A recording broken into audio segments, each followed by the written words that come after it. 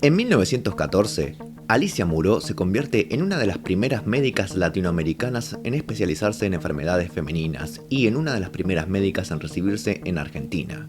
Su labor en el campo de la medicina ya prefigura la lucha que esta mujer llevará a cabo durante toda su vida, la labor social. Durante sus años de estudio, colocó un consultorio ginecológico en donde atendía gratuitamente a mujeres con pocos recursos y prostitutas. En la década del 20, Alicia Muró fundó, junto a otras mujeres, la Unión Feminista Nacional. Durante esos años se afilió al Partido Socialista y luego se convirtió en la primera mujer en ocupar un cargo político en Argentina. Bienvenidos a De Arte, Biografías. En el día de hoy hablaremos de Alicia Muró de Justo. Comencemos.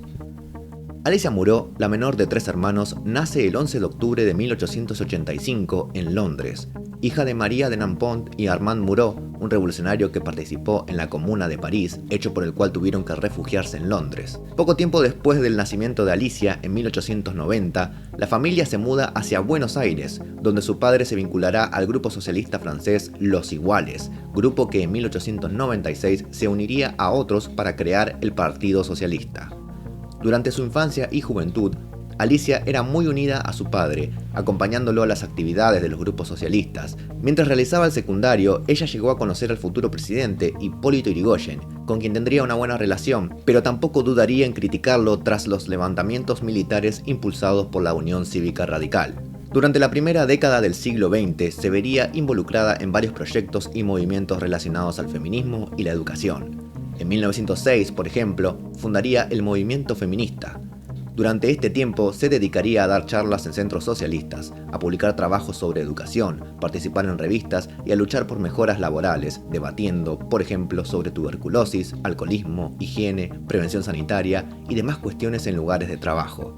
Todo este perfil claramente ya denotaba cierto gusto por el área de la medicina, a la cual ingresó oficialmente en 1907 en la Facultad de Medicina de la Universidad de Buenos Aires, convirtiéndose en una de las primeras mujeres en anotarse a esa carrera universitaria. Hacia 1910, junto a su padre y a Berta Gerchunov, fundó el Ateneo Popular, el cual se convirtió en uno de los centros de educación populares más activos. Por esas fechas, también escribía para la revista Humanidad Nueva, donde se encargaba de cuestiones en torno a los derechos de las mujeres. Para 1914, Alicia Muró se había recibido de la carrera de medicina con una tesis titulada La función endocrina del ovario.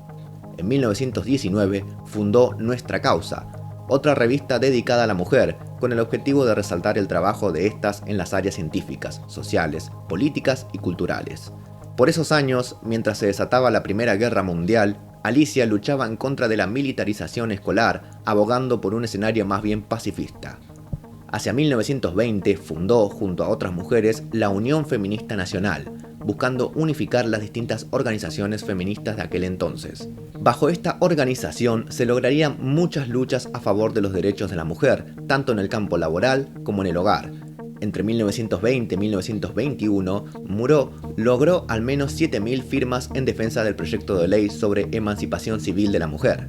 En 1921 se afilió al Partido Socialista y al año siguiente se casó con su fundador, Juan B. Justo, con quien tuvo 3 hijos, Alicia Marta, Luis Justo y Juan Roberto.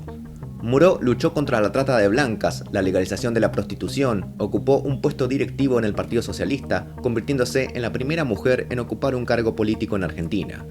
Hacia 1925 se logró la ley 11.317, la cual reglamenta el trabajo femenino e infantil con jornadas de 8 horas diarias y 48 semanales, entre otros logros en la misma dirección. Quizás, por lo que es más recordada, es por elaborar un proyecto en 1932 para la ley de sufragio femenino, el cual no prosperó. Fue aprobado por diputados, pero rechazado por senadores conservadores en su mayoría. Esta lucha, sin embargo, es algo que continuaría por mucho tiempo.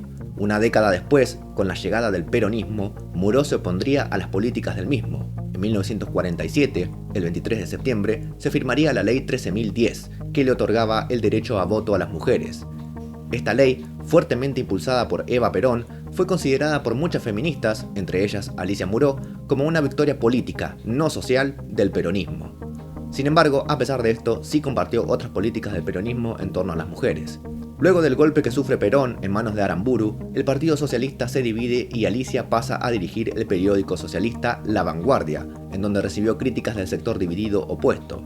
Ya hacia 1960 seguía como directora del periódico. El partido estaba más dividido que nunca y Alicia mostraba un gran interés en impulsar una reforma agraria. Para la época más oscura de la historia argentina, la segunda mitad de los años 70, Alicia fue una clara luchadora por los derechos humanos, siendo una de las fundadoras de la Asamblea Permanente por los Derechos Humanos y acompañando en varias ocasiones a las madres de Plaza de Mayo. Esta fue una lucha que continuó hasta el final de sus días. Hacia la década del 80, Alicia Muró fue una de las pocas dirigentes políticas que se opuso a la Guerra de Malvinas. En 1984, la Universidad de Buenos Aires la distinguió con el título de Médica del Siglo. También tuvo otros distintivos a lo largo de su vida, políticos por ejemplo. En 1985 se conmemoró su centenario, en donde dio su último discurso público.